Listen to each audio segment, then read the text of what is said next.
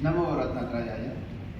आदरणीय मंच, बहुत समय बीत चुका है और मैंने रिक्वेस्ट करके कहा कि मुझे 1 मिनट दीजिए और आदरणीय धीरज सर ने मुझे 1 मिनट दिया, उनके लिए बहुत बहुत धन्यवाद।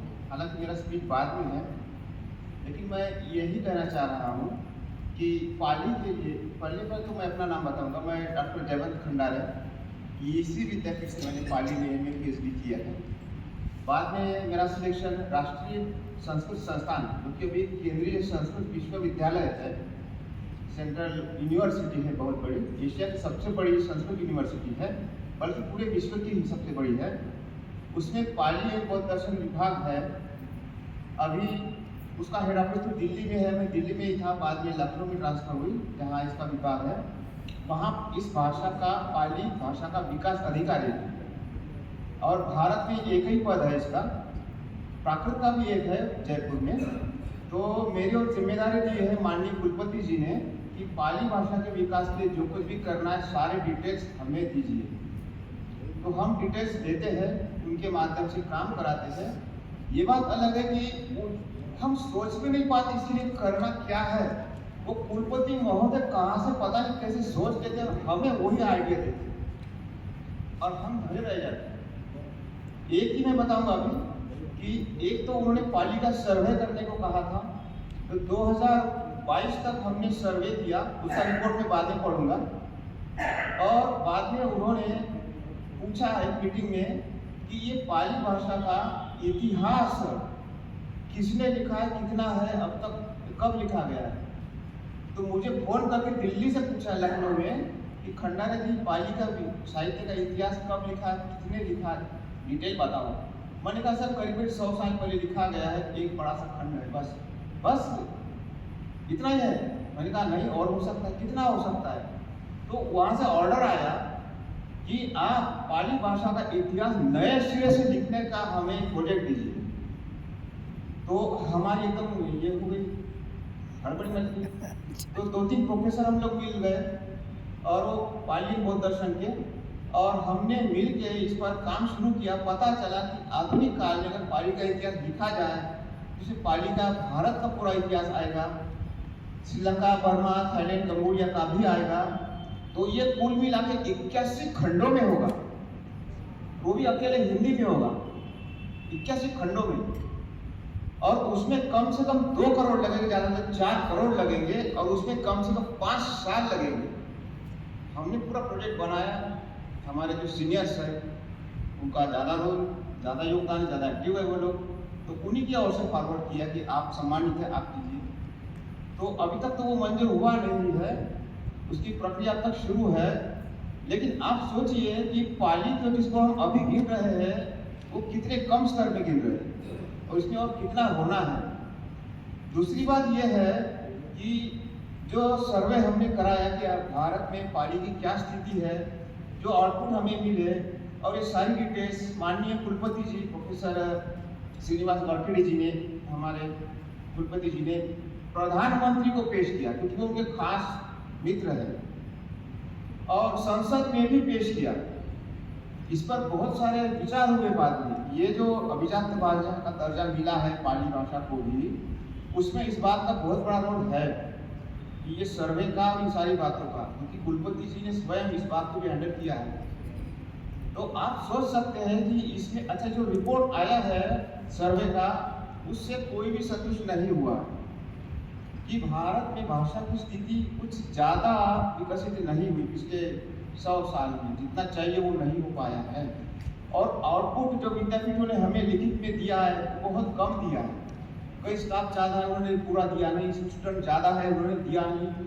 और तो और भाषाएं कहाँ का बंद हो गए हैं विभाग पाली भाषा के, उसका कोई भी रिपोर्ट देने को अभी तक पूरी तैयार नहीं है। उसके विरोधी कौन है, हमें सेकेंडरी थर्डली सोर्स से पता करना पड़ा विरोधी कौन है। ये बड़ा गंभीर प्रश्न है कि पाली को विरोध क्यों किया जा रहा है, कौन कर रहा है। इसकी अंडरग्राउंड रिपोर्ट हमने पेश की, फलाने लोग हैं, नहीं चाहते वगैरह वगैरह, बहुत सारे कारण है उसके।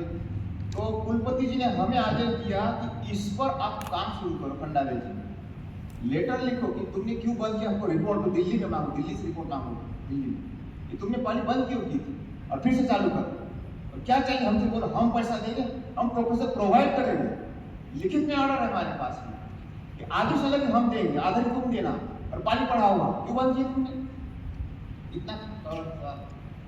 हालांकि ये बात हमने अभी तक पूरी शुरू नहीं की, क्योंकि दुर्भाग्य से हमारे पास इस काम को करने वाले एक्टिव लोग कम हैं। क्योंकि हमारी शर्त है कि हमारे जो एम्प्लॉय हो, पाली के लिए काम करने वाले, पाली के साथ साथ संस्कृत को भी जानने वाले हैं, और वो कोई बौद्ध संस्कृत, बुद्ध स्टडी भी, और एट अ टाइम 2-3 भाषा जानने वाले हमें बहुत कम गिने चुने लोग मिलते हैं। और जब हम ऐड देते पता चलता है नेता लोग कुछ सोर्स लगा रहे हैं गलत लोग भरने के लिए, बड़ा भारी होता है उनको हटाना। तो अभी ओपनली कोई भर्ती नहीं की गई है। मुझे आदेश दिया गया कि खंडारा जी तुम बाहर से ही कुछ ऐसे लोग तैयार करो पाली जानने वाले और पाली के लिए डिवोटेड लोग, और बाद में हमें बताना, हम उन्हें भरेंगे परमानेंट पद पे और ये काम शुरू करेंगे। तीसरी बात ये है कि आदर्श पाली शोध संस्थान की स्थापना का ऑर्डर आया है दिल्ली से ही कि लखनऊ में इसकी स्थापना होगी, और आदर्श पाली शोध संस्थान भारत का स्वतंत्र रहेगा और उसमें पाली का पूरा विकास का काम ये सब चलेगा। वो थोड़ा संस्कृत से सेपरेट भी हो जाएगा तब तक। इसके अलावा बौद्ध संस्कृत एवं अन्य कार्य भी शुरू करने का हमारे और आदेश है कि जैसे आपने पाली का सर्वे किया वैसे बौद्ध ग्रंथों का, विचारकों का, विद्वानों का भी सर्वे कराओ और वर्ल्ड वाइड कराओ। एट फर्स्ट पहले तो इंडियन कराओ भारत के लिए। ये बड़ी बड़ी योजनाएं हैं जो कि अब तक पूरी तरह से कार्यान्वित नहीं हो पाई है, क्योंकि इसमें काम करने के जो लोग चाहिए वो हमें बहुत कम मिलते हैं। अब मैं यहाँ बड़ी उम्मीद लेके आया, काफ़ी दिन से सोच रहा था, मुझे आदेश दिया कुलपति जी ने कि हम तुम्हें पैसा देंगे फ्लाइट का 5 लाख रुपए, हर बार जाओ और ऑल ओवर इंडिया का सर्वे करा, खुद करके आओ कि कहाँ इतनी कमी है, क्या करना चाहिए। अब मैं नागपुर में तो आया हूँ, लेकिन मैं रिपोर्ट भी तैयार करूँगा इसका कि इस नागपुर से मुझे कितने एक्टिव लोग मिल सकते हैं इस काम को करने के लिए, और वो मुझे दिल्ली पेश करना है। मुझे लगता है काफ़ी समय ले लिया है मैंने।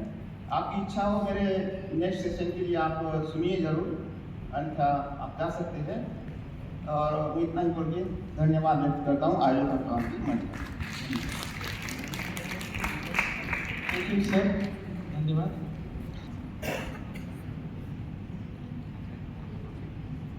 अहं यत्तं पुण्यानुमोदन कम्मं करोतु धम्म पीठे उपस्थितं भवामि।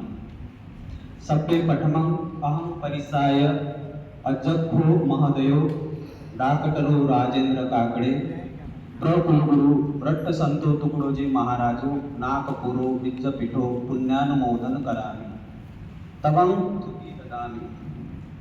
अहं परिसाय विशेष अतिथि महोदयो माननीयो डाकटरो महेश देवकरो च भागचंद्र जैनच पुण्यानुमोदन करामि।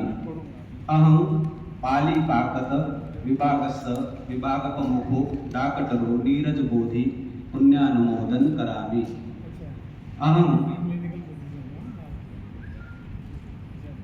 विद्यापीठं निसिन्नं अय्या बागड़े च प्रतिभा गेडामु च पुण्यानुमोदन करामि। अहं धम्मपीठे निसिन्नं तलतापविना पुण्यानुमोदन करामि। अहं मंचे निसिन्नं जयवंतो खंडारो पुण्यानुमोदन करामि। अहं अध्यापकच्च मानवको च शेखो च संशोधको च सभ्ये सावका च पुण्यानुमोदन करामि। सब्बानं अहं स्तुति ददामि। साधु साधु साधु।